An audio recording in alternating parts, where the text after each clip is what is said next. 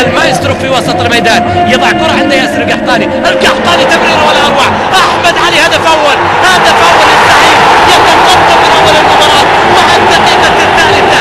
الزعيم في أول الأهداف أحمد علي يذبح في أول 3 دقائق.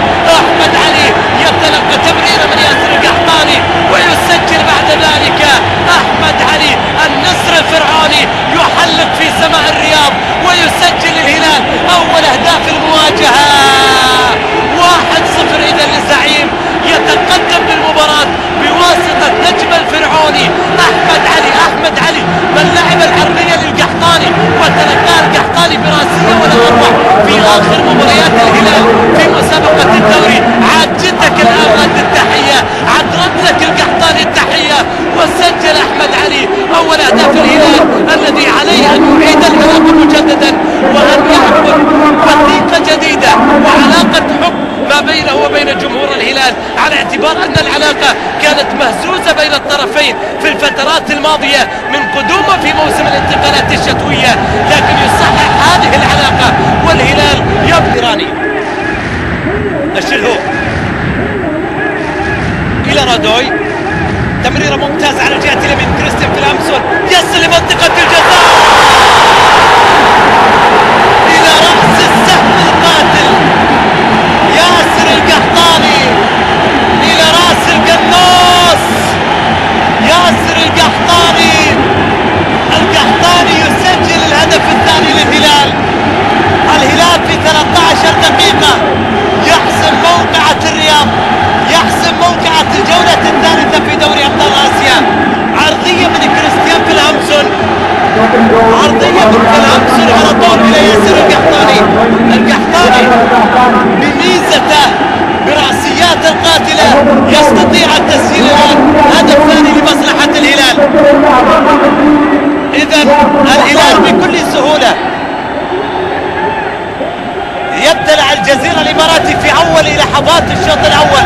القحطاني يسجل الهدف الثاني. شوف الفريدي في تمريرة ذكية إلى كريستيان فيلامسون، وفيلامسون على طول إلى راس ياسر إلى خارج أرض الملعب لضربة مرمى. مرت الكرة الآن لصالح الجزيرة على الجهة اليمين في محاولة وانطلاق للأمام وسط تغطية من دفاع الهلال ممتازة. مقطوع الكرة من الدفاع الهلالي إلى داخل المنطقة وهدف أول. هدف أول ممتاز يقلص الفارق لصالح الجزيرة الآن. أحمد جمعة وسط خطأ في الدفاع فادح للهلال. يتم تقليص الفارق الآن بخطأ دفاعي قاتل. الجزيرة يستغل الأمر ليسجل هدف تقليص الفارق.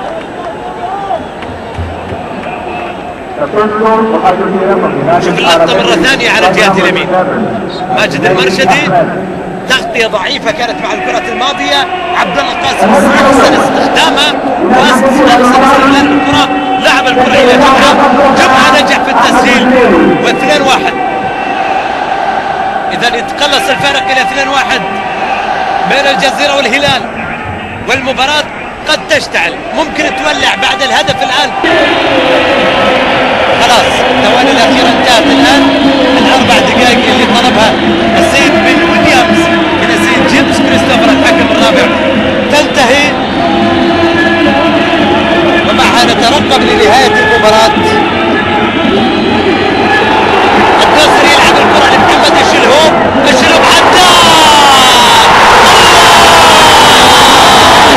ختامها مسك، والمسك برائحة محمد الشلهوب. ختامها مسك والمسك برائحة الشلهوب. وليالي العيد اتبان من عصاريها.